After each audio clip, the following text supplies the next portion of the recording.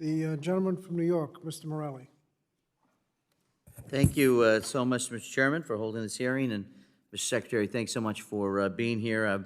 I'm proud of the budget request that HHS has put out. It's clear you and the President are focused on the pressing health care needs of families across the country, and I look forward to working with you to make meaningful progress on driving quality and promoting the well-being of all Americans. So I want to congratulate you on that. I want to ask you a little bit about an issue I'm focused on back in Rochester, New York, where I have the privilege of representing Monroe County, that relates to addressing social determinants of health and how we deliver services. So I was very glad to see considerable mention of these factors in your budget request, both in terms of dollars and an emphasis on specific outcomes in areas such as maternal health, chronic diseases such as high blood pressure.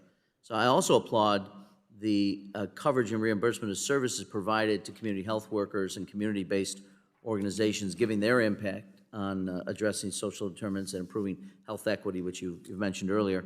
So I would just like to welcome the opportunity to work with your team on a project I lead in my community that seeks to better connect healthcare, housing, food and food insecurities, employment and education providers. We are working on an effort to create a truly integrated health, education, and human services delivery system that engages people early on who are in crisis with an effort to improve outcomes and reduce costs, and we would welcome the opportunity. May I follow up with your office on that, sir? Absolutely, and if you look at the budget, we have an allocation in CDC to actually deal with social determinants of health. We look forward to working with you on that. Good, I will follow up if I might, sir. I also want to just mention, local hospitals have been essential to our communities clearly during the last 2 years.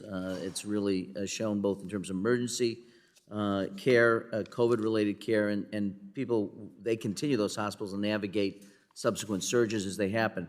So each of us should be grateful for their continued work in keeping our communities healthy and should be doing everything we can to ensure their fiscal health and that they have the resources to serve their patients in those areas, particularly in underserved areas. So I was pleased to see in your budget $17.2 million to support the 340B drug pricing program, administrative support to improve operations and oversight of the program. However, I do want to highlight an issue that I've engaged with your department over the last several months.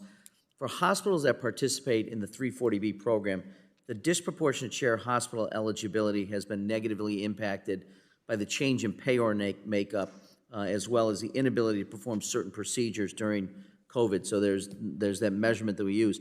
So it's resulted in a number of hospitals losing eligibility and seeing the loss of considerable resources that go along with it. So I was proud to work with colleagues in the recently passed omnibus to ensure hospitals who lost their 340B eligibility have an opportunity to apply to be reinstated, and I have a hospital in my district currently looking to get reinstated. My question is, how can the historic investments included in the budget support the integrity and enforcement of the 340B program, especially around drug companies who've taken it upon themselves to limit savings through contract pharmacy arrangements? I'm sure you're aware of it. And how can we support community-based hospitals who are often serving the underserved communities? If you could just comment on that, sir. I can, and I thank you for the work that you're doing on 340B.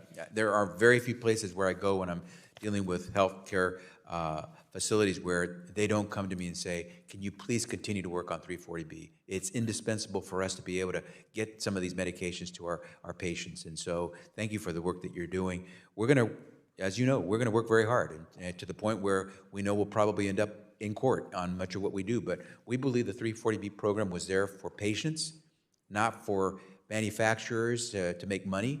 And we are going to do everything we can to make sure that when a medicine has to be dispensed, that those local pharmacies have the capacity to do so. Well, thank you for that, and I appreciate that. I'll continue to work with your team. And just finally, just to underscore, I helped work on the No Surprise Act here. I worked on it when I was a member of the New York State Legislature and New York's law.